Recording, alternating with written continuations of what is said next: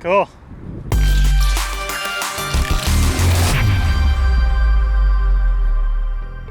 If you're not familiar with Adobe Aero, it's a free app both for mobile and for desktop, and it allows you to build your own augmented reality scenes. I think it's only available for iOS right now, but that's probably going to change at some point in the future. Augmented reality lets me import visual effects, place them into my scene, add behaviors and multiple commands, have live tracking, compositing, and editing capabilities. You can even add dimensional sound. Anyone can do this. You don't have to have any prior experience with 3D or visual effects. This gives you so much room for creating. Yesterday, we shot some tests using Adobe Aero to see how well it could work for VFX. We decided to go big and do a bus flipping effect, which you can see in some movies, like this one, and this one, and this one.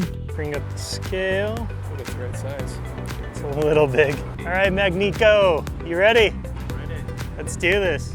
The power of Aero comes heavily from the behaviors and actions. These are commands which allow you to control parameters like position, rotation, timing, all that good stuff. Aero also lets you edit these live. I mean, on the freaking spot, making adjustments to your scene and recording them. And that is just awesome. Imagine directing both your talent and visual effects at the same time. You can move your camera around your scene and see your 3D objects and how they're going to react and shoot accordingly. This really lets you be creative on set. Anyone can be James Cameron now. Here, check this out. Whoa. There's Mike. How cool is that? Mike, look out! Obviously, for visual effects, you're going to need some good assets. We're using the bus model from RenderCrate. One of the things I love about this site is that it offers these texture scale presets, so I can just download the 1K version and import that into Aero, all on my iPhone. Aero needs 1K assets. Anything bigger than that is just going to slow your phone down. You can import audio and give it behavior commands as well, like if you're within a certain proximity, certain sounds can go off. For this shot, we also imported some dust burst assets from FootageCrate. We scaled them down a bit in After Effects and imported those into the scene. For any image sequence, make sure to zip it before you import that into Aero. Playing with Adobe Aero is really fun. It is kind of like a video game, and you're going to learn a whole lot about how you want to use it just by experimenting, playing around, and building your own scenes. And remember, you can build your scenes in person, in your office, instead of trying to do it on set, and then just rescale everything if you need to. You get back to your mark, and I'm gonna see if I can tap the bus towards camera. All right, you ready, Nico? Action. That was great. This is what Magnico is doing to us. Magnico is sabotaging.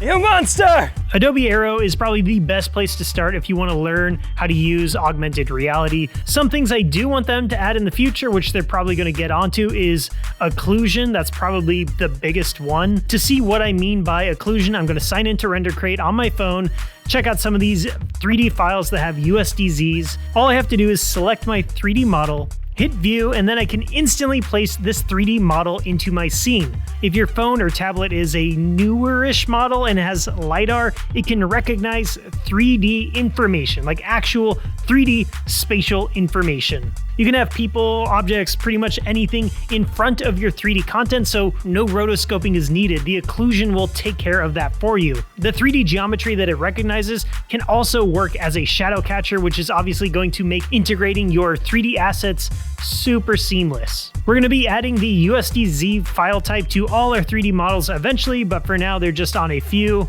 So we just found out that Finch, our intern, can do a pretty impressive spin kick, so he's gonna kick the bus and it's gonna fly that way. Do this first to establish the bus. All right, Finch, let's go.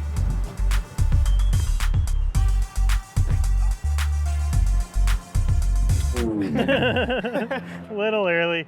You want to get the timing down? Maybe, yeah. All right, let's do one more. The accessibility of AR is pretty new and it is evolving really quickly. Now, while these results are obviously not as visually amazing as what you might get with traditional 3D software and compositing software, the fact that you can do this completely on your phone is absolutely mind-boggling. I cannot wait to see where AR goes. If you want more AR-related videos, let us know in the comments below. That's it for today. Later, creators.